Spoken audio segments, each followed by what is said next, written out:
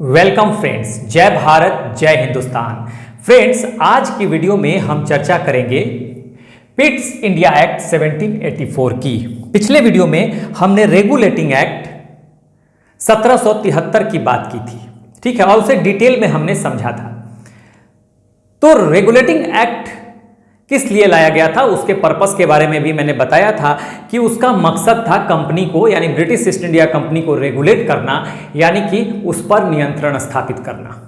ठीक है, इसकी जरूरत क्यों पड़ी थी, यानी कि ये इस नियंत्रण की आवश्यकता क्यों पड़ी थी, क्यों ऐसी जरूरत पड़ी कि ब्रिटिश ईस्ट इंडिया कंपनी को नियंत्रित किया जाए, उस पर कुछ अंकुश लगाया जाए। तो इसके पीछे की कई वजहों पे हमने चर्चा की थी। जैसे मैंने बताया था कि पलासी की लड़ाई में और बक्सर की लड़ाई में अंग्रेजों की विजय होती है ब्रिटिश ईस्ट इंडिया कंपनी की, और बक्सर की लड़ाई के बाद बंगाल में द्वैध शासन की शुरुआत कर दी जाती है, और द्वैध शासन के थ्रू बंगाल में राजस्व की जबरदस्त लूट होती है।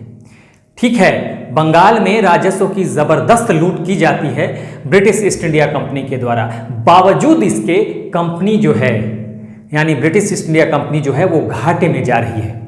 ठीक है, और घाटे में जाने की भी कई वजह हैं। जैसे कंपनी के जो कर्मचारी हैं, वो कंपनी तो अपना व्यापार कर ही रही है भारत में, और कंपनी के जो कर्मचारी हैं, जो ऑफिशियल्स हैं, वो साथ साथ अपना निजी व्यापार भी कर रहे हैं, और निजी व्यापार करने के लिए वो तमाम तरह के भ्रष्टाचार कर रहे हैं।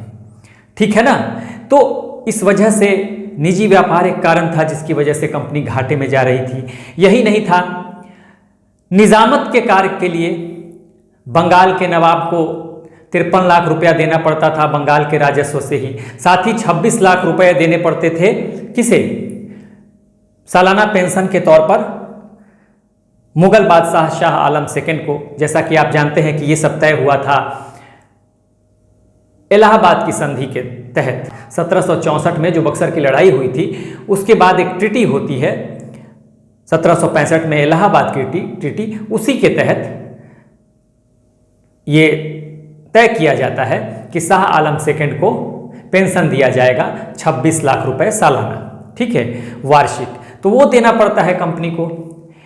इसके अलावा बंगाल के राजस्व से, बंगाल के रेवेन्यू से ब्रिटिश गवर्नमेंट को भी कुछ धन जाता है, कुछ पैसा जाता है।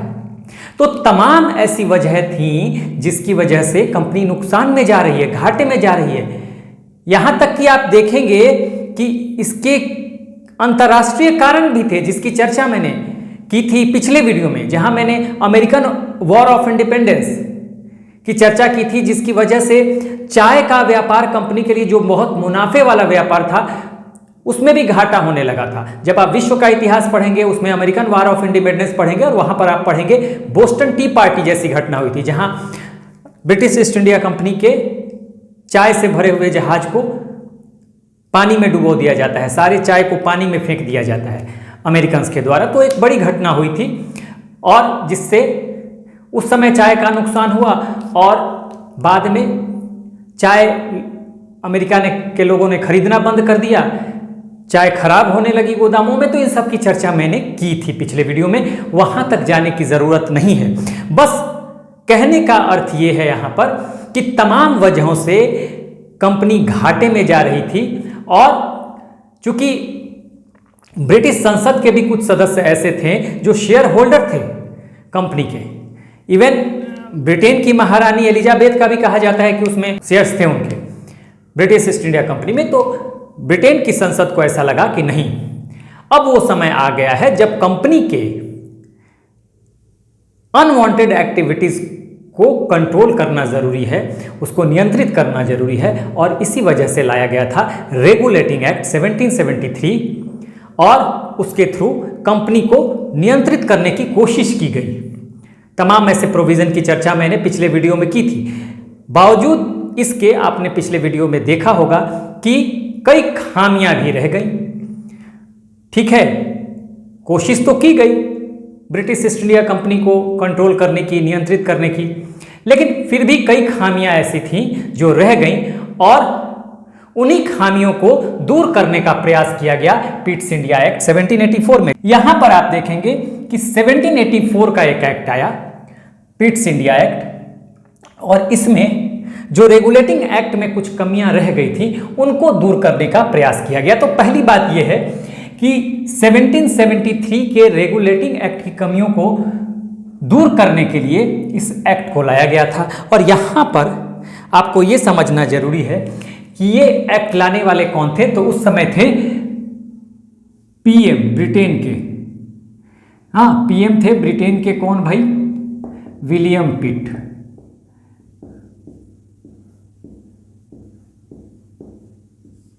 विलियम पिट, देखिए 1783 में ये प्रधानमंत्री बने थे विलियम पिट ब्रिटेन के, और उस समय ये 24 साल के थे, यंगेस्ट पीएम, ठीक है ना, ब्रिटेन के। तो इस बात को समझिएगा। और यही विलियम पिट ये एक्ट लेकर आते हैं। तो पूछा जाए अगर आपसे कि इस एक्ट को लाने वाला कौन था, तो विलियम पिट उस समय ब्रिटेन के प्रधानमंत्री थे, ठीक है। तो अब हम तमाम तरह के प्रोविजन को देखने की कोशिश करेंगे कि क्या क्या हुआ था इस एक्ट में। पहली बात ये एक्ट किस लिए लाया गया, तो 1773 के रेगुलेटिंग एक्ट में जो कुछ कमियां रह गई थी उनको दूर करने का प्रयास यहां पर किया गया। कौन लेकर आया, तो पीएम उस समय थे विलियम पिट, ठीक है, वही लेकर आए थे, और इसीलिए इसको पिट्स इंडिया एक्ट कहा जाता है। देखिए एक बात समझिएगा कि इन चीजों को हमें, चाहे रेगुलेटिंग एक्ट हो, रेगुलेटिंग एक्ट क्या है, आप समझे कि संवैधानिक प्रावधानों की नींव वहीं पे पड़ गई थी जब रेगुलेटिंग एक्ट आया। भारतीय संविधान में जो भी प्रोविजन है उनकी नींव अगर देखी जाए तो उनकी नींव वहीं पे पड़ गई थी, ठीक है। कहां पे, रेगुलेटिंग एक्ट जब आया था तब। जब हम इंडियन कॉन्स्टिट्यूशन और पॉलिटी को देखेंगे तो वहां पर भी इन सब चीजों को पढ़ना है, तो वहां पे हम पॉलिटी के हिसाब से देखेंगे, यहाँ पे हम इतिहास के हिसाब से देखेंगे, बहुत सारी ऐसी चीजें देखेंगे आप यहाँ पर कि हम वहाँ चर्चा करेंगे, यहाँ नहीं करेंगे। तो जब हम पॉलिटी पढ़ेंगे तो वहाँ पर इसको और डिटेल में पढ़ेंगे, संविधान को, भारतीय संविधान को के नजरिए से हम वहाँ पे पढ़ेंगे। यहाँ पर हम इतिहास के नजरिए से देख रहे हैं, चाहे रेगुलेटिंग एक्ट हो, चाहे ये एक्ट हो, चाहे आगे के जो एक्ट्स आएंगे उनको आप देखेंगे। तो हम सिर्फ इतिहास के नजरिए से देख रहे हैं, इसलिए आप को ये ना लगे कि हम बहुत सारे संवैधानिक प्रावधानों को छोड़ रहे हैं, नहीं, वो जब हम पॉलिटी की बात है तो वहां पे जाएंगे, देखेंगे। हालांकि तमाम चीजें यहाँ पे कवर होंगी इतिहास के लिहाज से। अब देखिए यहाँ पे मैंने कहा कि रेगुलेटिंग एक्ट कंपनी को, रेगुलेटिंग एक्ट जो था 1773 का, वो लाया गया था कंपनी पर नियंत्रण स्थापित करने के लिए, और उसमें जो कमियां रह गई थी उसको दूर करने का प्रयास किया गया यहाँ। यानी कि यहाँ पे कंपनी पर नियंत्रण बढ़ाने का प्रयास है, वहां पर नियंत्रित करने की शुरुआत थी, यहाँ पे कमियों को दूर किया जाता है तो नियंत्रण बढ़ाने का प्रयास है, ठीक है ना, नियंत्रण बढ़ाने का प्रयास है। तो देखिए हुआ क्या था कि अभी तक एक रेगुलेटिंग एक्ट बनाया गया था इसके पहले, यानी एक कानून बना दिया गया था और कंपनी को कहा गया था कि इसी कानून के दायरे में आपको काम करना है। लेकिन यहाँ पर जब विलियम पिट्स इंडिया एक्ट लेकर आते हैं तो यहाँ पर महसूस की गई थी कि क्यों ना एक परमानेंट संस्था बना दिया जाए कंपनी के क्रियाकलापों पर निगरानी के लिए, ठीक है ना, परमानेंट संस्था, परमानेंट इंस्टीट्यूशन। तो बनाया गया था बीओसी, बोर्ड ऑफ कंट्रोल, उसे हम यहां पर समझेंगे, ठीक है। लेकिन पहले देखिए मैंने आपको बताया कि 1773 के 1773 में आया था रेगुलेटिंग एक्ट, ठीक है, रेगुलेटिंग एक्ट ये आया था। और इसके बाद एक और एक्ट आता है 1781 में, एक्ट ऑफ सेटलमेंट। उसके बाद हम इस पे आएंगे, इसको समझ लीजिए क्योंकि ये बीच में रह जाएगा। एक्ट ऑफ सेटलमेंट ये किस लिए लाया गया था, मैंने ये बता दिया था। एक्ट ऑफ सेटलमेंट ये किस लिए लाया गया था ये समझ लीजिए, फिर हम 1784 पे आ जाएंगे। देखिए हुआ क्या था, मैंने बताया था ना कि जब 1773 का रेगुलेटिंग एक्ट आया था तो उसमें जो कमियां रह गई थी उसको, उन कमियों को दूर करने के लिए ये एक्ट लाया गया। लेकिन एक कमी जो थी रेगुलेटिंग एक्ट में, हाँ, गवर्नर जनरल था और उसकी कार्यकारिणी थी। 4 मेंबर्स थे, governor general and 4 members plus 4, यानी गवर्नर जनरल की एग्जीक्यूटिव काउंसिल बनाई गई थी रेगुलेटिंग एक्ट में और 4 मेंबर्स थे। और इधर है supreme court, SC supreme court भी कलकत्ता में बनाया गया। यहां पर दोनों के कार्य क्षेत्र में भ्रम की स्थिति बनी हुई थी, ठीक है ना। जब 1773 का रेगुलेटिंग एक्ट आया था, वो भ्रम की स्थिति क्या थी कि इसको देखना था राजस्व और इसको देखना था न्याय, लेकिन कई बार लोग न्याय के लिए इसके पास चले जाते थे, ये कर देता था। कई बार लोग न्याय के लिए सुप्रीम कोर्ट पर चले जाएंगे, ये भी सुनवाई कर देगा। राजस्व वसूलने का काम गवर्नर जनरल करता था, गवर्नर जनरल की जिम्मेदारी थी और उसकी कार्यकारिणी की। लेकिन कई बार जो शोषित लोग होते थे, उनको लगता था कि उनसे जबरदस्ती राजस्व वसूला जा रहा है या उनका टॉर्चर हो रहा है, तो वो इसकी शिकायत लेकर यहाँ सुप्रीम कोर्ट पहुंच जाते थे। सुप्रीम कोर्ट इनसे पूछ देता था, गवर्नर जनरल उनकी कार्यकारिणी से। तो यहाँ पर बहुत सारी दिक्कतें आ रही थी और गवर्नर जनरल और सुप्रीम कोर्ट के कार्य क्षेत्र के बीच में एक भ्रम बना हुआ था और इसको लेकर टसल भी रहता था, दोनों में संघर्ष चल रहा था। गवर्नर जनरल, उसकी काउंसिल प्लस सुप्रीम कोर्ट में एक संघर्ष की स्थिति बनी हुई थी। तो इस संघर्ष की स्थिति को कम करने के लिए या कहे खत्म करने के लिए इनके जो कार्य क्षेत्र है ना, सुप्रीम कोर्ट और गवर्नर जनरल के, तो इनके कार्य क्षेत्र में एग्जैक्ट डिवीजन कर दिया गया, ठीक है ना। तो वो डिवीजन हुआ था यहां पे 1781 के एक्ट में। यहां पर क्या हुआ, जीजी यानी कि governor general and supreme court इनके कार्य क्षेत्र का बंटवारा कर दिया गया, कार्य क्षेत्र का बंटवारा कर दिया गया ताकि संघर्ष की स्थिति ना बनी रहे। तो ये काम जो 1773 के रेगुलेटिंग एक्ट में जो दोनों के कार्य क्षेत्र को लेकर बना हुआ था भ्रम की स्थिति, उसको 1781 के एक्ट ऑफ सेटलमेंट में ही इसको दूर कर लिया गया था, ठीक है। तो इसको मैंने इसीलिए यहां पर बता दिया। और उसके बाद आ जाएगा 1784 का पीट्स इंडिया एक्ट। तो थोड़ा थोड़ा हम रेगुलेटिंग एक्ट से कंपेयर करते हुए इसको पढ़ लेते हैं, ठीक है। तो यहां पर देखिए आप, यहां पर ये मैं मिटा देता हूं, यहां पर देखिए 1773 के रेगुलेटिंग एक्ट में ये भी था कि गवर्नर जनरल और उसकी काउंसिल जो भी कानून बनाएगी उसको पास किससे कराना होगा, उसको पास सुप्रीम कोर्ट से कराना होगा। यानी सुप्रीम कोर्ट में पहले उस कानून को रजिस्टर्ड किया जाएगा, फिर सुप्रीम कोर्ट से पास होगा, तब वो कानून बनेगा। तो इसको लेकर भी तनातनी बनी रहती थी। तो एक्ट ऑफ सेटलमेंट जो 1781 में आया, उसमें इस अनिवार्यता को खत्म कर दिया गया कि गवर्नर जनरल जो है अगर कोई कानून बनाता है, गवर्नर जनरल और उसकी काउंसिल, तो उसको पहले सुप्रीम कोर्ट में उसको रजिस्टर कराना होगा। तो इस तरह से एक तरह से देखेंगे कि टसल खत्म हो गया था 1781 के एक्ट ऑफ सेटलमेंट में ही।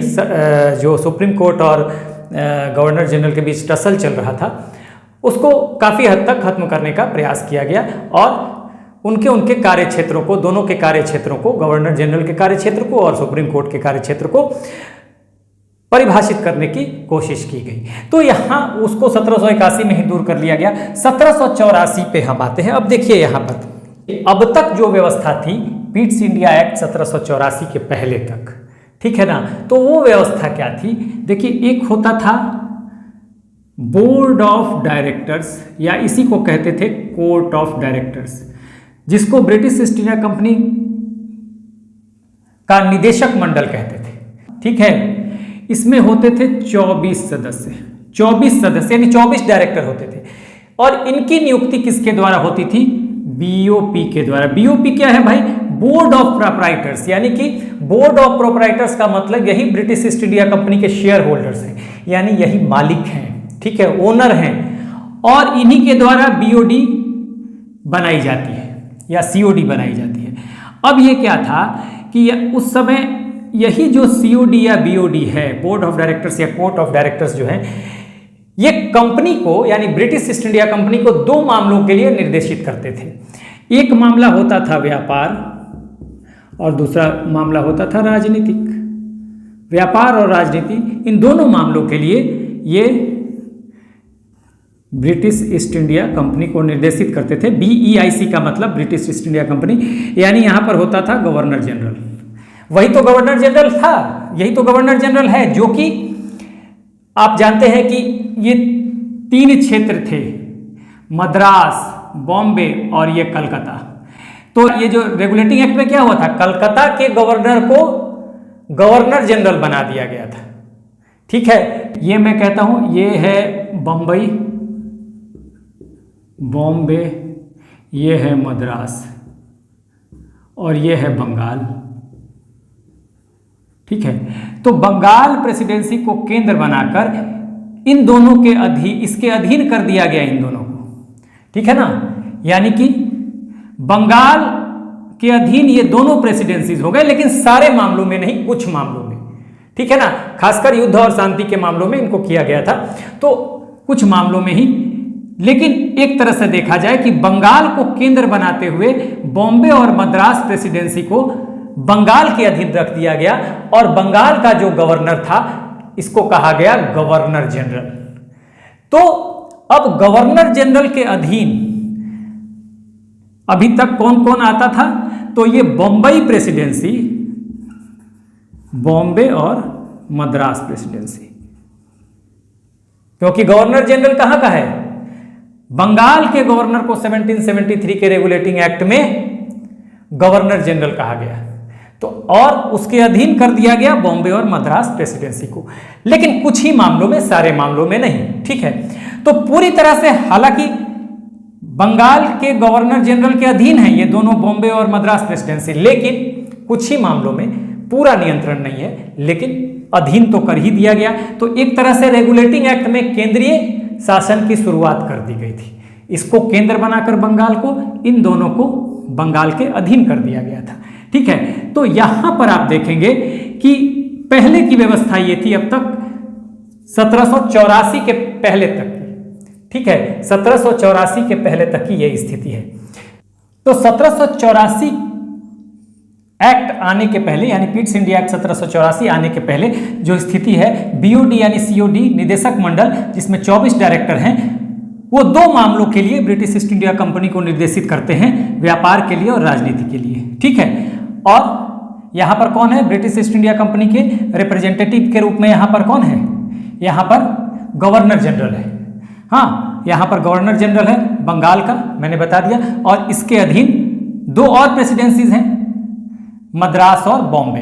कलकत्ता तो इसके अधीन होगा ही, बंगाल प्रेसिडेंसी, और बॉम्बे और मद्रास, लेकिन कुछ ही मामलों में। तो यहां तक की स्थिति ये है 1784 के पहले तक की, पिट्स इंडिया एक्ट 1784 के पहले तक की। लेकिन अब देखिए ये परिस्थिति कैसे बदलेगी।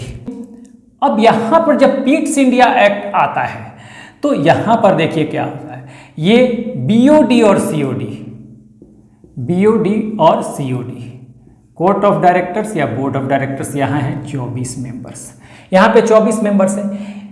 मैंने जो बताया कि अब तक रेगुलेटिंग एक्ट में क्या था, एक कानून बनाया गया और कंपनी को कहा गया कि इस दायरे में रहिए और काम कीजिए, इसी कानून के दायरे में। लेकिन यहां पर जब विलियम पिट ये एक्ट लेकर आते हैं तो पहली बार यहां पर एक अस्थायी संस्था की आवश्यकता महसूस की जाती है, कंपनी को और ज्यादा नियंत्रित करने के लिए, पहले से ज्यादा नियंत्रित करने के लिए। ठीक है, कंपनी पर अंकुश बढ़ाने के लिए, और उस संस्था को नाम दिया गया BOC यानी कि बोर्ड ऑफ कंट्रोल। BOC यानी कि बोर्ड ऑफ कंट्रोल, इसको कहा गया नियंत्रक मंडल। तो देखिए 3 चीजें थी यहां पर, समझिएगा। मैंने बताया BOP, यहां पे मैंने बताया बोर्ड ऑफ प्रोप्राइटर्स, ये शेयर होल्डर्स है कंपनी के, यानी मालिक हैं, ये इनको नियुक्त करते हैं। और फिर ब्रिटेन की संसद के द्वारा एक अस्थायी संस्था, परमानेंट इंस्टीट्यूशन बना दिया जाता है बोर्ड ऑफ कंट्रोल के रूप में, और यहां पे हैं 6 सदस्य। अब इन 6 सदस्य में कौन कौन होंगे भाई, तो एक राज्य सचिव होगा, सेक्रेटरी ऑफ स्टेट, राज्य सचिव।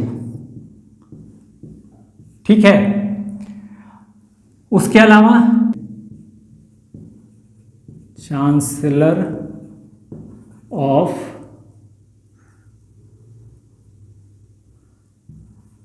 Of exchequer.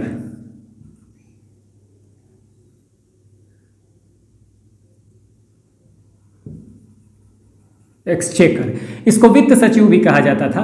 और 4 सदस्य होंगे, ऐसे लिखिए, प्रीवी काउंसिल के 4 सदस्य, यानी कि यहां पर देखिए क्या क्या हो गया, सचिव। देखिए अब बीओसी में कौन कौन था, तो बीओसी में है 6 मेंबर और यहां पे है 24 मेंबर, यानी कि ये डायरेक्टर है, निदेशक मंडल, ये नियंत्रक मंडल। अब यहां कौन कौन है, देखिए 6 मेंबर में कौन कौन, जो नई व्यवस्था की गई है, ये जो बनाया गया है, ये 1784 के पिट्स इंडिया एक्ट के तहत ये संस्था बनाई गई है, बीओसी, बोर्ड ऑफ कंट्रोल, नियंत्रक मंडल।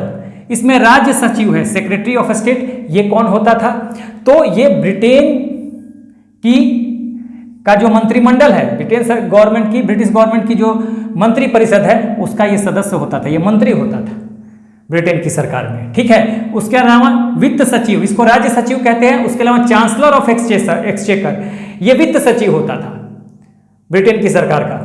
और 4 सदस्य प्रिवी काउंसिल के, यानी कि ये होते थे क्राउन के द्वारा ये बनाए जाते थे, इनको कहा जाता है, 4 मेंबर जो होते थे प्रिवी काउंसिलर होते थे, 4 प्रिवी काउंसिलर, यानी कि ये ब्रिटेन के क्राउन के द्वारा, ये ब्रिटिश क्राउन के द्वारा ये नियुक्त किए जाते थे। तो इस तरह से 6 मेंबर यहां पर है। तो देखिए 3 संस्थाओं पे आपको ध्यान देना है। बोर्ड ऑफ प्रोप्राइटर्स, ये मालिक है, शेयर होल्डर्स हैं, ये नियुक्ति करेंगे। इनकी बोर्ड ऑफ डायरेक्टर्स या कोर्ट ऑफ डायरेक्टर्स की कितने डायरेक्टर्स बनेंगे, इसमें तो 24, पहले भी मैं बता चुका हूं। और ये नई संस्था बन गई है पिट्स इंडिया एक्ट के तहत, बीओसी। तो ये पूछा जा सकता है कि बीओसी यानी कि बोर्ड ऑफ कंट्रोल यानी नियंत्रक मंडल का गठन किस एक्ट के तहत किया गया, तो most important Pitt's India act के तहत। और यहां 6 मेंबर हैं, कौन कौन से हैं, सेक्रेटरी ऑफ स्टेट, राज्य सचिव, चांसलर ऑफ एक्सचेकर और 4 सदस्य प्रिवी काउंसिल के, इनकी नियुक्ति क्राउन के द्वारा होती है। तो अब यहां पर देखिए कि ये जो यहां पर ये जो 6 मेंबर बनाए गए हैं, ये कंप्लीट ब्रिटिश सरकार के द्वारा बनाए गए हैं।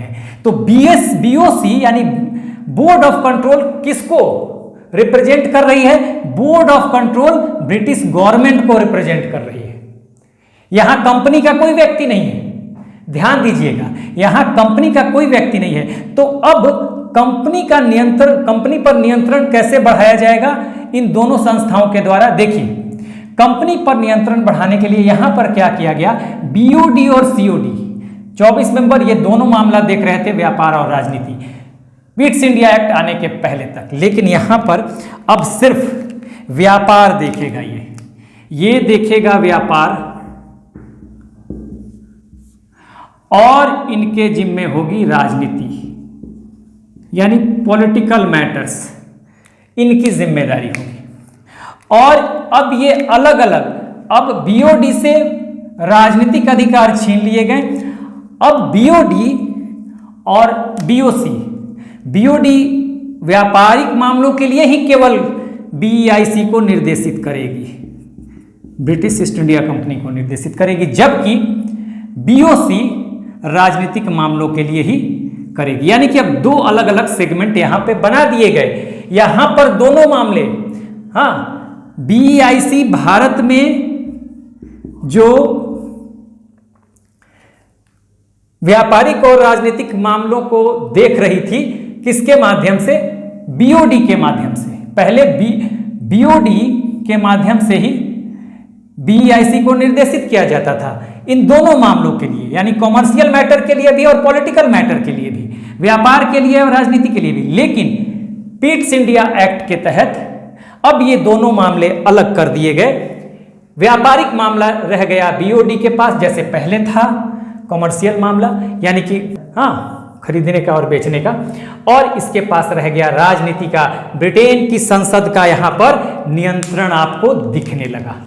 कंपनी पर ब्रिटेन की संसद का नियंत्रण आपको दिख रहा है। हाँ, ब्रिटिश सरकार कह रही है भाई हमने एक संस्था बना दिया बीओसी, हाँ हमारी ये संस्था है, अब जितने भी आप हैं व्यापार करने के लिए, ठीक है ना, इनको कहती है आप तो व्यापार, आपका मतलब आप व्यापार करने के लिए गए थे और आपको ब्रिटिश ईस्ट इंडिया कंपनी का बोर्ड ऑफ डायरेक्टर्स बनाया गया था किसके लिए, व्यापार के लिए। आप सिर्फ व्यापारिक मामला को देखिए और कंपनी के थ्रू जो राजनीतिक मामला होगा, आप तो व्यापार करने गए थे, आपके जिम्मे व्यापार होना चाहिए, आपको सिर्फ व्यापार के लिए निर्देशित करना होगा कंपनी को, लेकिन जो राजनीतिक मामले होंगे उसके लिए अगर निर्देशित करने की जरूरत पड़ी भारत में कंपनी को, तो कौन करेगा, ब्रिटिश सरकार कहती है हम करेंगे।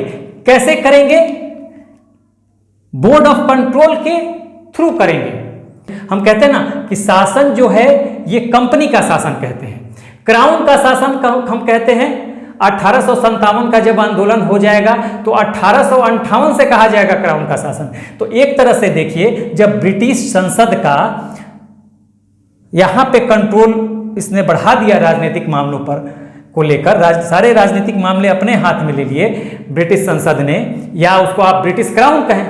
हाँ, ब्रिटिश संसद किसको रिप्रेजेंट करती है, वहां पर मोनार्की है ब्रिटेन में, तो ब्रिटिश क्राउन को रिप्रेजेंट करती है। तो हम क्राउन का शासन 1858 से क्यों कहते हैं, अभी से भी तो कह सकते हैं। इसका रीजन ये है कि अभी भी कंपनी का अस्तित्व तो बना हुआ है। 1858 के बाद, हाँ 1858 से 1757 का 1857 का जब आंदोलन हो जाएगा तो ब्रिटिश ईस्ट इंडिया कंपनी का अस्तित्व खत्म कर दिया जाएगा और फिर क्राउन का डायरेक्ट शासन आ जाएगा। चूंकि अभी ये कंपनी बनी हुई है अस्तित्व में, इसलिए हम कह सकते हैं कि ये कंपनी का शासन है। हाँ, कंपनी, क्राउन भी शासन कर रही है, यानी कि ब्रिटिश गवर्नमेंट भी शासन कर रही है भारत पे, लेकिन वो कंपनी के माध्यम से कर रही है, डायरेक्ट नहीं कर रही है, इनडायरेक्ट शासन है। बाद में 1858 से ये चला जाएगा, ब्रिटिश ईस्ट इंडिया कंपनी का अस्तित्व खत्म कर दिया जाएगा और डायरेक्ट शासन क्राउन के हाथ में आ जाएगा।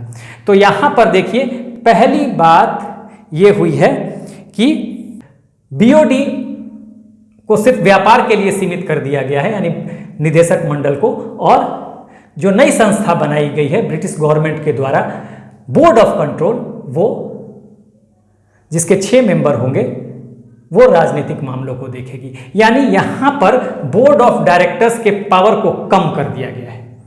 अब board of directors British east India company को सिर्फ व्यापारिक मामलों के लिए ही निर्देशित कर सकती है, जबकि बोर्ड ऑफ कंट्रोल राजनीतिक मामलों के लिए निर्देशित करेगी। और एक चीज मैं ये बता दूं कि कहीं अगर पूछा जाए कि समझ जाइए कि बोर्ड ऑफ कंट्रोल इस पे भी निगरानी रखती है, बोर्ड ऑफ कंट्रोल का काम इस पे भी निगरानी रखना है। तो इस संस्था के माध्यम से जो कंपनी का निदेशक मंडल है उस पे भी नजर रखी जा रही है, क्योंकि आप एक बात जान लीजिए, जो गवर्नर जनरल होगा भारत में, या जो और भी ऑफिशियल्स होते थे, खासकर गवर्नर जनरल, तो गवर्नर जनरल की नियुक्ति का अधिकार इसको था, बीओडी को नियुक्ति ही करती थी, लेकिन वापस नहीं बुला सकती थी, वापस ये बुलाएगा बीओसी, जब चाहेगा तभी वो वापस आएंगे। उसके अलावा अगर गवर्नर जनरल को युद्ध या ट्रीटी पर कोई निर्णय लेना है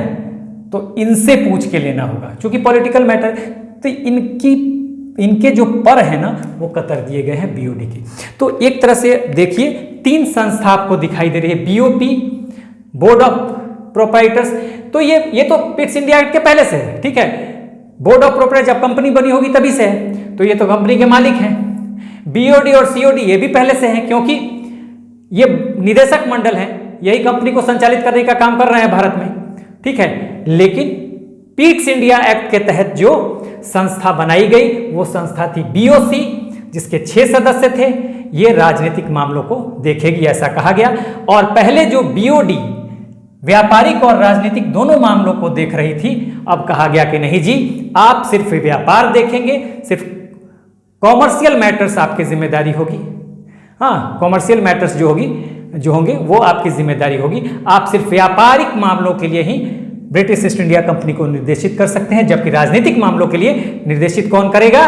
बीओसी, बोर्ड ऑफ कंट्रोल, यानी कि नियंत्रक मंडल। ध्यान रखिएगा, हिंदी में क्या बोलेंगे, ये तो बोर्ड ऑफ प्रोप्राइटर्स है, शेयर होल्डर्स है, मालिक हैं। कोर्ट ऑफ डायरेक्टर्स, या बोर्ड ऑफ डायरेक्टर्स को हिंदी में कहेंगे निदेशक मंडल, हाँ, और बोर्ड ऑफ कंट्रोल को कहेंगे नियंत्रक मंडल, ठीक है ना।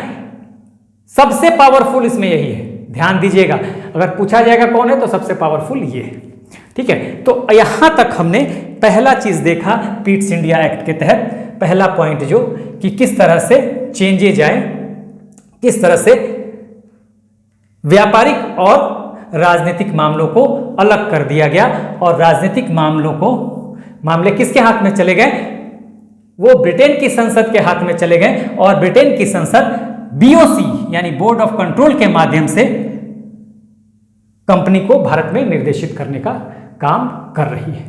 तो ये यहां तक आप देख लीजिए। अब यहां पे जो सवाल बनेगा, इसके बाद हम नेक्स्ट पॉइंट पे आएंगे, क्या क्या सवाल बनेगा भाई। तो देखिए, पहली बात कि पिट्स इंडिया एक्ट के आने के पहले तक व्यापारिक और राजनीतिक मामले कौन देखती थी भाई कंपनी की, कंपनी को राजनीतिक और व्यापारिक दोनों मामले के लिए कौन निर्देशित करता था, तो बीओडी या सीओडी। कितने डायरेक्टर होते थे निदेशक मंडल में, 24। इनकी नियुक्ति कैसे होती थी, बीओपी के द्वारा, ठीक है, यही चीज है, इनकी नियुक्ति कैसे होती थी, बीओपी के द्वारा। बीओपी क्या है भाई, तो कंपनी के मालिक है, ये शेयर होल्डर है। बीओडी क्या है, ये कंपनी के डायरेक्टर हैं, निदेशक है, निदेशक मंडल कहा जाता है। और पिट्स इंडिया एक्ट आने के बाद ये व्यापारिक मामलों के लिए ही कंपनी को निर्देशित कर सकते हैं। बीओसी क्या है, तो पिट्स इंडिया एक्ट के तहत बीओसी को बनाया गया, एक संस्था बनाई गई, और ये संस्था किसको रिप्रेजेंट कर रही है, ब्रिटिश सरकार को या ब्रिटिश क्राउन को आप कह सकते हैं। और बीओसी के माध्यम से कंपनी को राजनीतिक मामलों के लिए निर्देशित किया जा रहा है, ठीक है। ब्रिटिश क्राउन या ब्रिटिश सरकार जो है, जब कंपनी को राजनीतिक मामलों के लिए निर्देशित करती है तो किसके माध्यम से करती है, इसी बीओसी के माध्यम से। Most important, BSc Pitt's India act के 1784 के तहत लाया गया है। तो आप चाहें तो एक स्क्रीनशॉट ले लें, ये पूछा जा सकता है कि बीओसी के जो 6 मेंबर हैं उसमें कौन कौन था, तो 4 राज्य सचिव हैं, सॉरी 1 राज्य सचिव है, और यही प्रेसिडेंट होगा इसका। बीओसी का प्रेसिडेंट कौन होगा, बीओसी का जो प्रेसिडेंट होगा यही अध्यक्ष होगा, अध्यक्ष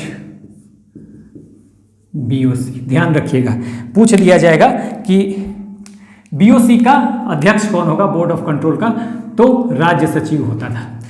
उसके अलावा एक मेंबर है चांसलर ऑफ एक्सचेकर, जिसको वित्त सचिव भी कहा जाता था, और 4 सदस्य होंगे, 4 मेंबर होंगे प्रिवी काउंसिल के, यानी इसका मतलब ये 4 सदस्य क्राउन के द्वारा नियुक्त किए जाएंगे। तो ये आप ले लीजिए एक स्क्रीनशॉट, उसके बाद हम आगे बढ़ेंगे।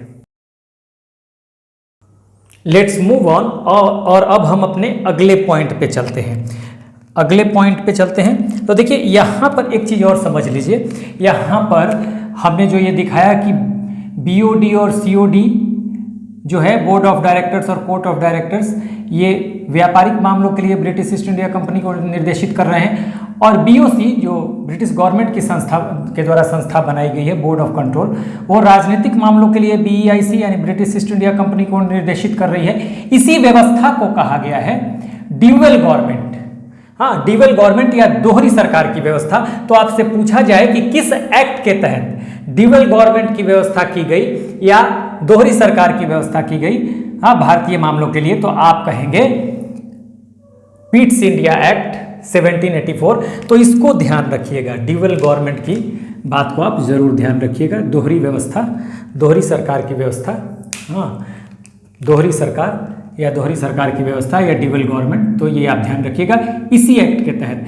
तो ये देखिए यहाँ पर बीओडी व्यापारिक मामला, बीओसी राजनीतिक मामला, दोनों निर्देशित करती हैं ब्रिटिश ईस्ट इंडिया कंपनी को यानी गवर्नर जनरल को, और किस मामलों के लिए, भारतीय मामलों के लिए। और दोनों किसको रिपोर्ट कर रहे हैं, तो ये रिपोर्ट करेंगे ब्रिटिश संसद को। तो ये आपको जानना चाहिए।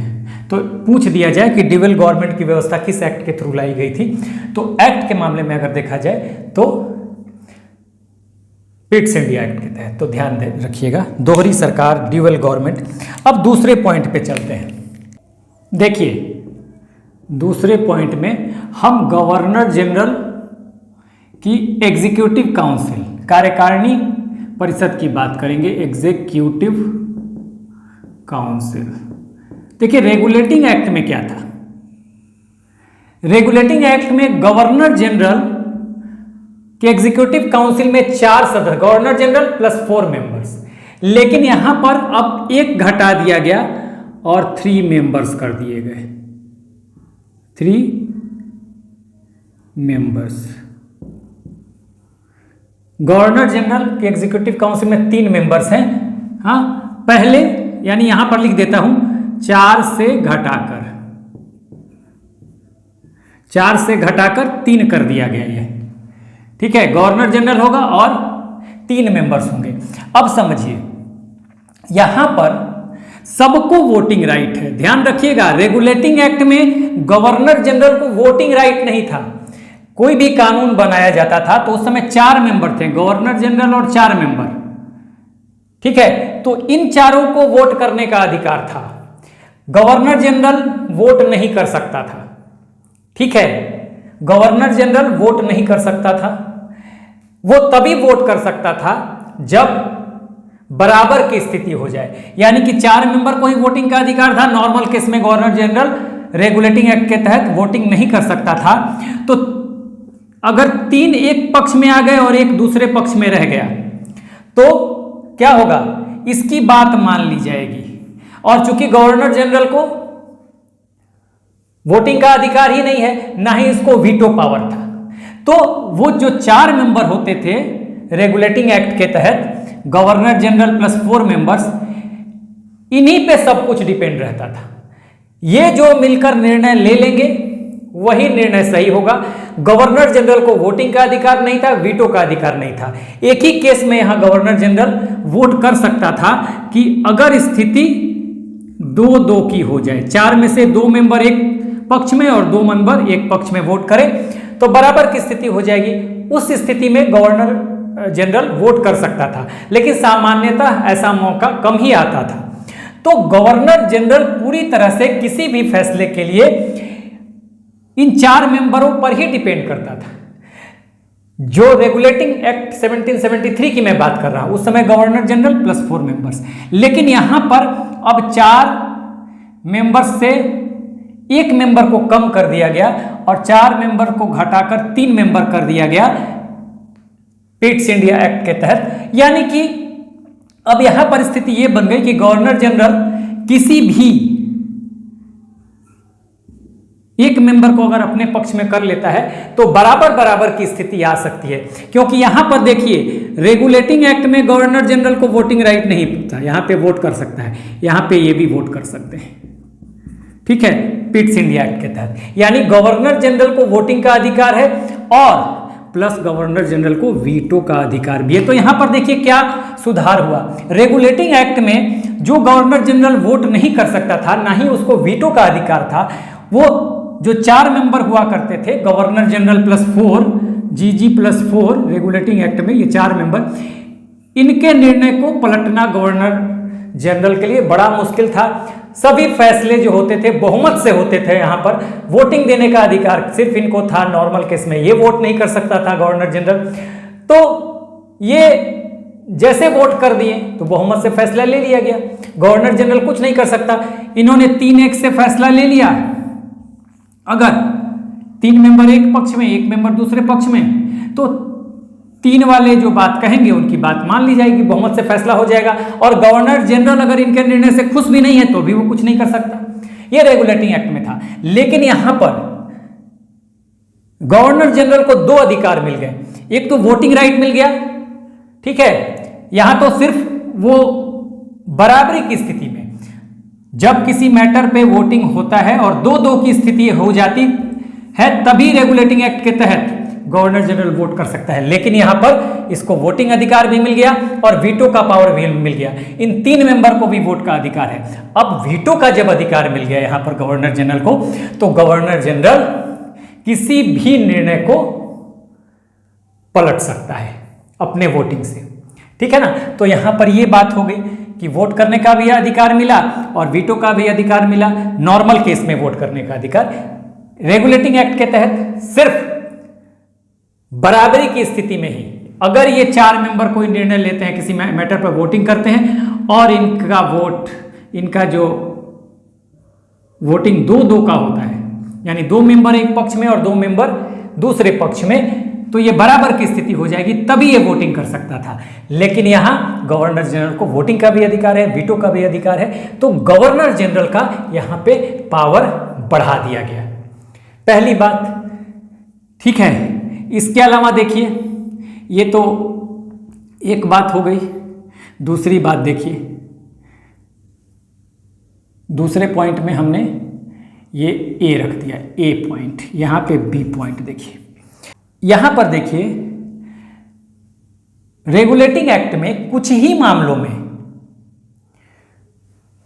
गवर्नर जनरल के अधीन, यानी बंगाल के गवर्नर जनरल के अधीन मद्रास प्रेसिडेंसी को भी कर दिया गया, मद्रास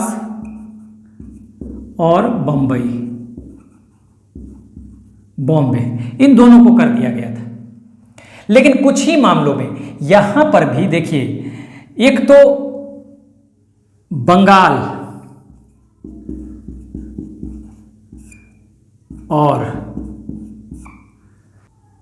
मद्रास में भी कार्यकारिणी परिषद बनाई गई, गवर्नर प्लस 3 मेंबर की। यहाँ के लिए भी कार्यकारिणी परिषद यानी एग्जीक्यूटिव काउंसिल कार्यकारिणी परिषद बना दी गई इस एक्ट के तहत। और इसमें भी क्या होगा, गवर्नर, इस कार्यकारिणी परिषद में गवर्नर प्लस 3 होंगे, यानी कि 3 मेंबर होंगे ऐसे ही। लेकिन यहाँ पे क्या किया गया कि अब पूरी तरह से गवर्नर जनरल जो बंगाल का है,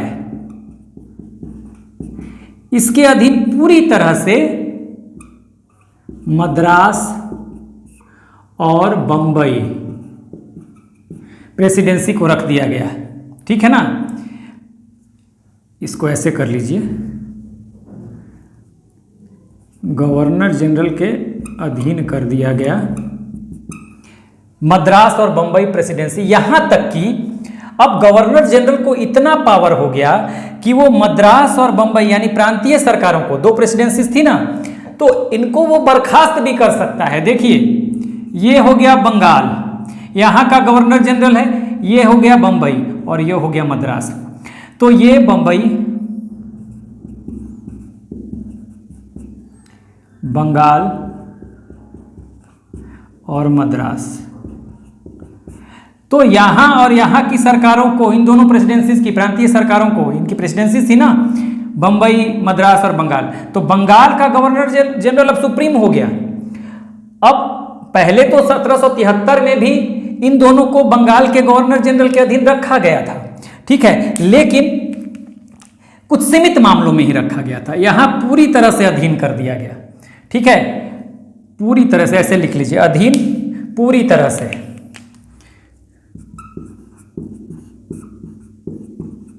पूरी तरह से अधीन कर दिया गया।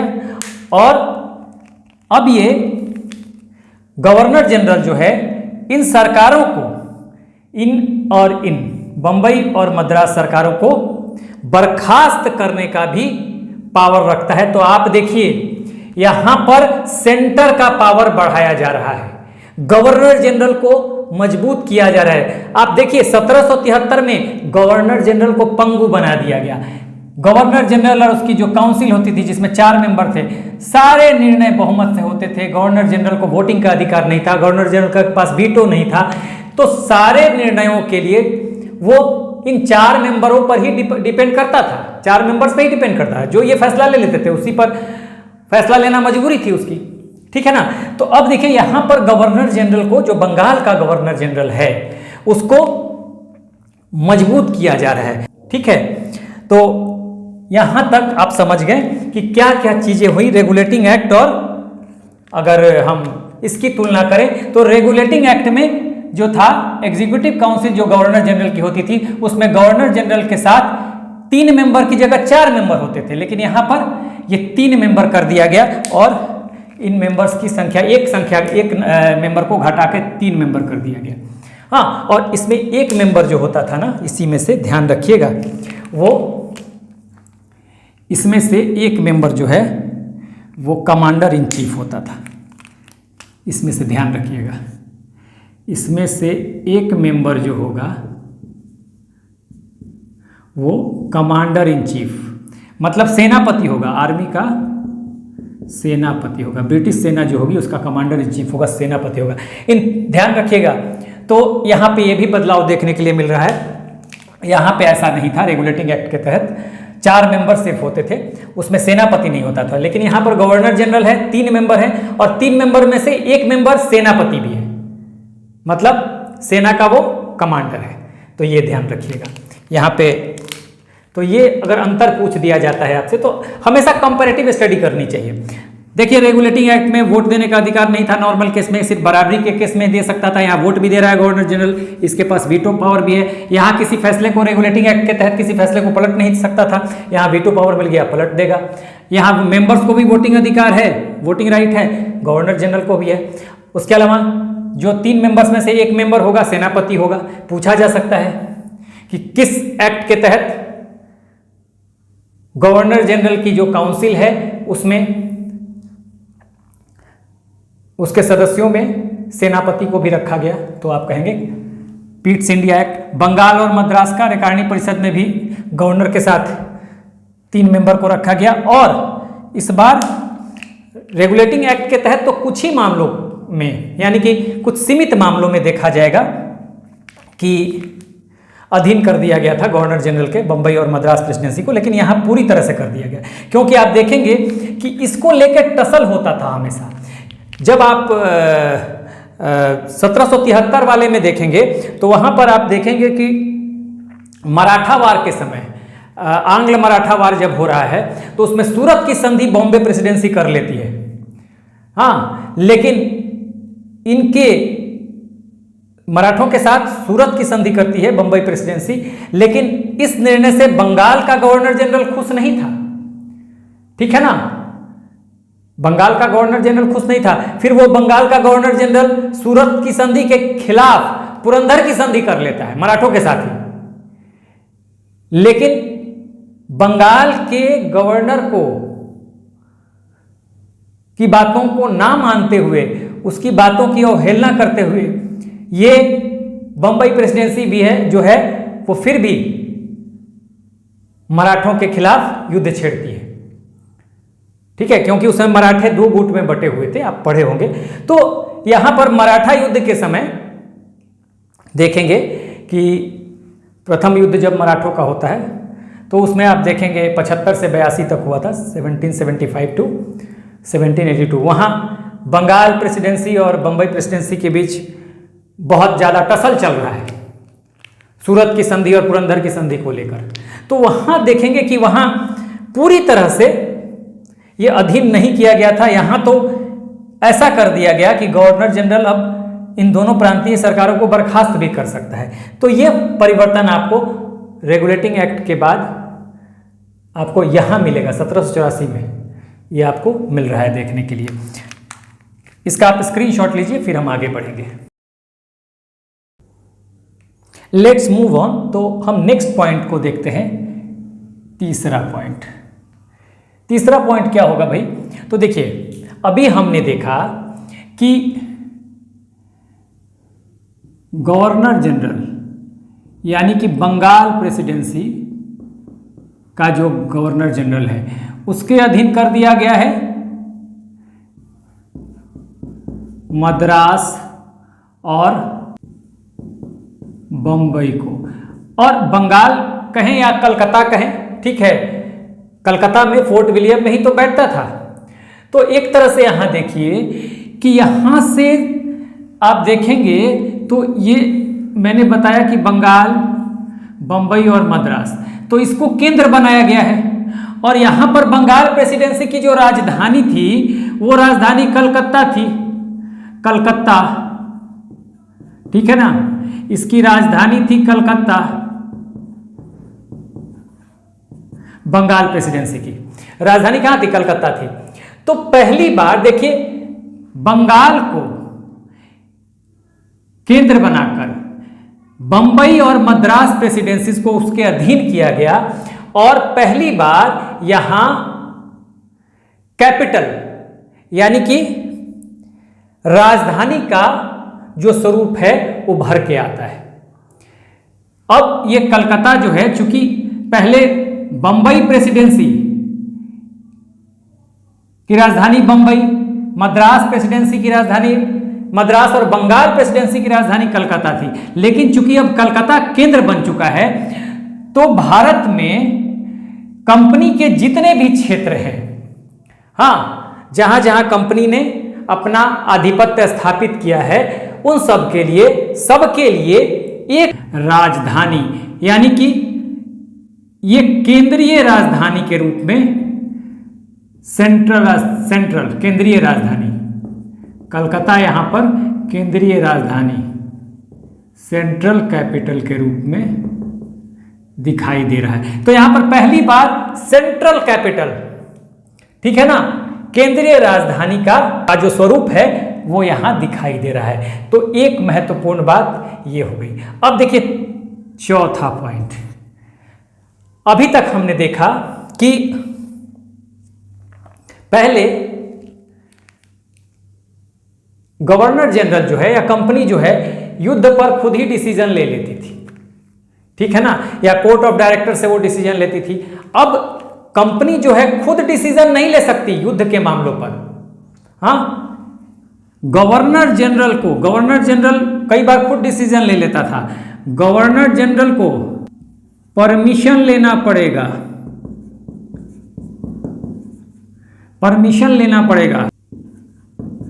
लेना होगा।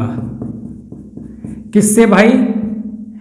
तो आप बीओसी कहें, बोर्ड ऑफ कंट्रोल, जो मैंने अभी बताया, जो कि गवर्नमेंट ने, ब्रिटिश गवर्नमेंट ने बनाया है, या आप कह सकते हैं इसको ब्रिटिश संसद की अनुमति के बिना, हाँ, गवर्नर जनरल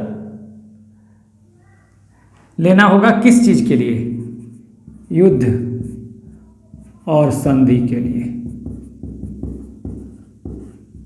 युद्ध और संधि के लिए। देखिए, अब पिट्स इंडिया एक्ट में ये कह दिया गया कि गवर्नर जनरल को परमिशन लेना होगा युद्ध और संधि के किसी भी मैटर पे। हाँ, वो बीओसी या ब्रिटिश संसद से परमिशन लिए बिना कोई निर्णय नहीं ले सकता। अगर उसको युद्ध करना है या किसी भारतीय शासक से संधि करनी है, तो सब कुछ वो तभी कर सकेगा जब उसे ब्रिटिश संसद की अनुमति मिलेगी। इसका मतलब ये है कि आगे 1784 के बाद आगे जो भी युद्ध होंगे उसमें ब्रिटिश संसद की मंजूरी भी शामिल है। 1784 में आप देखिए, इसके बाद तो 1790 से 92 थर्ड एंग्लो मैसूर युद्ध होगा। यहां पे मैसूर है, हाँ, हैदर अली वाला क्षेत्र। थर्ड एंग्लो मैसूर टीपू सुल्तान के साथ होगा। उस समय टीपू सुल्तान है, हैदर अली का बेटा। फोर्थ युद्ध भी होगा, फोर्थ एंग्लो मैसूर युद्ध 1799 में होगा। उसके बाद आप देखेंगे 1802-3 से शुरू हो जाएगा मराठा युद्ध, ठीक है, एंग्लो मराठा युद्ध। तो इट मीन्स कि जितने भी युद्ध हो रहे हैं 1784 के बाद, उन सब में, चाहे वो आंग्ल मैसूर युद्ध हो, चाहे वो आंग्ल मराठा युद्ध हो या कोई अन्य युद्ध हो, उसमें ब्रिटिश संसद की मंजूरी शामिल है। इसके पहले तक गवर्नर जनरल खुद निर्णय ले सकता था या कोर्ट ऑफ डायरेक्टर्स इस पर निर्णय ले सकती थी। लेकिन अब भारत में युद्ध और संधि करने के लिए, यानी वॉर और ट्रीटी करने के लिए परमिशन लेना होगा किससे? बीओसी। और बीओसी किसकी संस्था है? ब्रिटिश संसद की संस्था है। तो आप कहें बीओसी की, आप कहें ब्रिटिश संसद या ब्रिटिश क्राउन, जो भी कहें, तो उसकी अनुमति के बगैर ये युद्ध नहीं कर सकते, ना ही ट्रीटी कर सकते हैं। इसका मतलब सीधा है कि 1784 के बाद, चाहे वो आंग्ल मराठा युद्ध होता हो, चाहे आंग्ल मैसूर युद्ध होता है या अन्य युद्ध होता हो, सब में ब्रिटिश सरकार की या ब्रिटिश संसद की मंजूरी है इसमें। अब देखिए पांचवा, देखिए हमने देखा था कि कंपनी के कर्मचारी निजी व्यापार में वो इन्वॉल्व थे, खूब पैसा कमा रहे थे निजी व्यापार से, और ये भी एक बड़ी वजह थी जिसकी वजह से कंपनी घाटे में गई। करप्शन बहुत ज़्यादा था निजी व्यापार के कारण।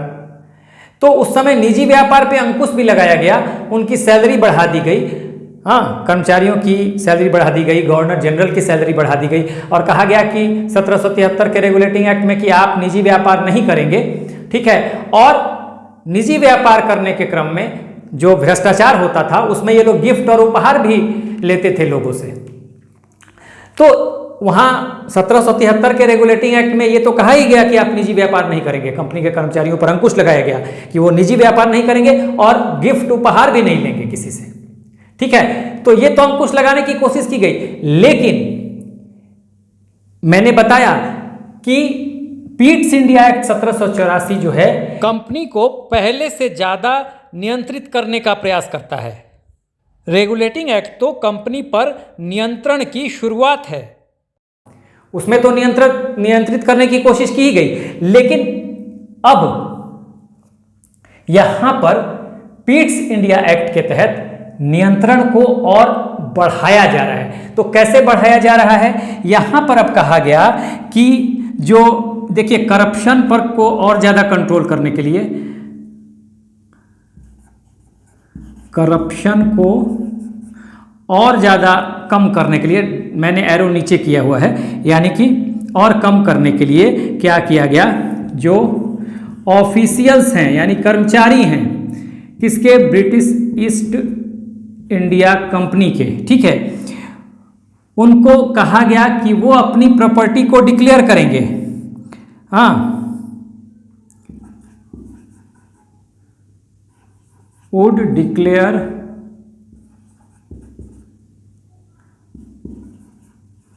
देयर प्रॉपर्टी, अपनी प्रॉपर्टी को डिक्लेयर करेंगे। कब? Within 2 months of their joining. तो देखिए क्या क्या चीजें, 3 चीजें हमने देखी। एक तो यहां पर आप देख रहे हैं कि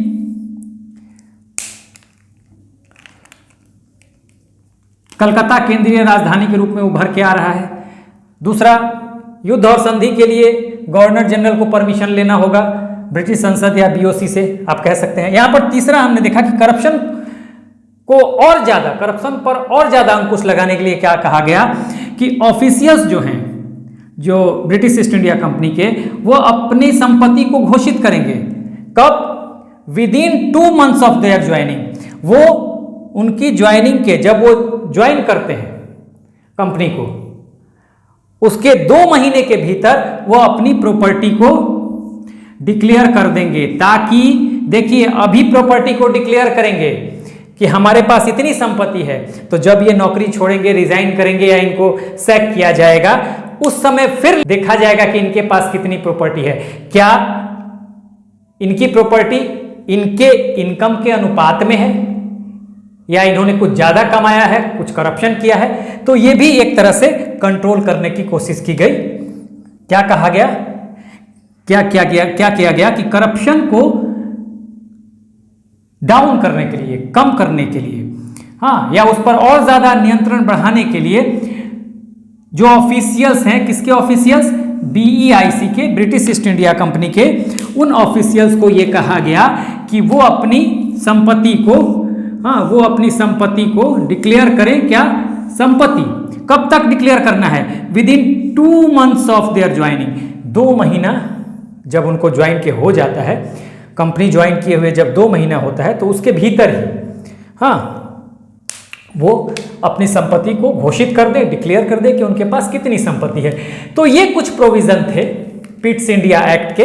हालांकि ये ऐसा नहीं है कि इसमें कमियां नहीं थी, बहुत सारी कमियां थी। आप देखेंगे कि इसमें 2 लोगों से गवर्नर जनरल निर्देशित हो रहा है। एक तरफ से कोर्ट ऑफ डायरेक्टर्स या बोर्ड ऑफ डायरेक्टर्स कर रहा है, तो दूसरी तरफ से ये बीओसी कर रहा है। मैंने बताया था ना, ये 2 जगह से निर्देशित होता है गवर्नर जनरल या बीईआईसी। बीईआईसी को रिप्रेजेंट कौन कर रहा है? बीईआईसी को यहाँ पर गवर्नर जनरल यहाँ पे हेड बना हुआ है, और इसको निर्देश 2 जगह से मिलता है, सीओडी से भी मिलता है, कोर्ट ऑफ डायरेक्टर से या बोर्ड ऑफ डायरेक्टर से। इसको निर्देश बीओसी से भी मिलता है, बोर्ड ऑफ कंट्रोल से। तो यहाँ ये परेशान रहता है, ठीक है ना। बहुत सारी कमियां पिट्स इंडिया एक्ट में भी आपको देखने के लिए मिलेंगी, ठीक है। तो कोई भी जो मेजर होता है, उपाय होता है, हाँ, वो फुल प्रूफ तो होता नहीं है। रेगुलेटिंग एक्ट आया 1773, उसमें कुछ कमियां रही। सुप्रीम कोर्ट और गवर्नर जनरल के बीच जो टसल चला उसको 1781 में एक एक्ट ऑफ सेटलमेंट लाकर दूर करने का प्रयास किया गया। दोनों के कार्य क्षेत्रों को परिभाषित किया गया, भाई आपका कार्य क्षेत्र ये है और आपका कार्य क्षेत्र ये है, दोनों एक दूसरे के कार्य क्षेत्र में हस्तक्षेप ना करें, ये कहा गया। ठीक है, उसके बाद जब ये पिट्स इंडिया एक्ट आता है तो तमाम ऐसी चीज़ें थी जो कमियां दिख रही थी रेगुलेटिंग एक्ट में, गवर्नर जनरल को वहाँ पे बहुत कमज़ोर कर दिया गया था। उसके जो मेंबर्स हैं काउंसिल के वो वहाँ पे प्रभावशाली लग रहे थे, लेकिन यहाँ पर उन सब चीज़ों को कम किया गया। हाँ, उस समय रेगुलेटिंग एक्ट में मद्रास और बम्बई प्रेसिडेंसी जो थे वो सीमित मामलों में ही गवर्नर जनरल के अधीन थे, लेकिन यहाँ पूरी तरह से अधीन कर दिया गया। यहाँ तक कि गवर्नर जनरल मद्रास और बम्बई के सरकारों को बर्खास्त करने का भी अधिकार रखता था।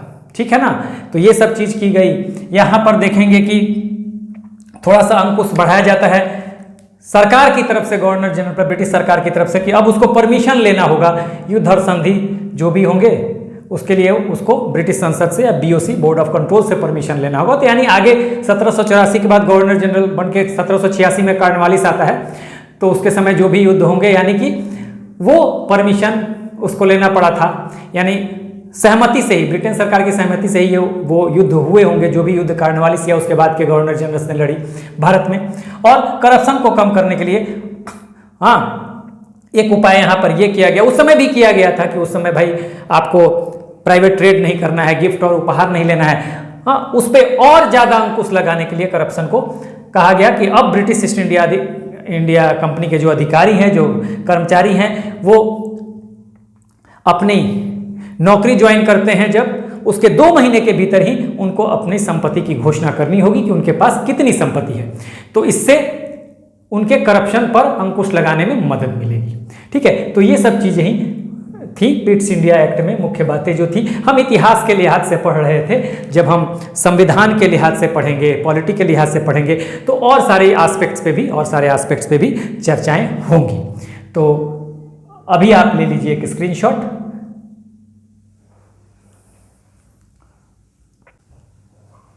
तो हम अगले वीडियो में जो इसके बाद कुछ एक्ट्स आने वाले हैं, जो इम्पोर्टेंट एक्ट्स हैं, 1773 के बाद 20-20 साल पे एक्ट आ रहे हैं, उनको हम देखेंगे। 1773 रेगुलेटिंग एक्ट के बाद 20 साल पे 1793 में एक एक्ट आएगा, फिर 1793 में आएगा, फिर 1813 में आएगा, फिर 1833 में आएगा, फिर 1853 में आएगा, और 1858 से तो ब्रिटिश ईस्ट इंडिया कंपनी खत्म ही हो जाएगी और सत्ता जो है, जो शासन जो है भारत पर, वो आ जाएगा ब्रिटिश क्राउन का।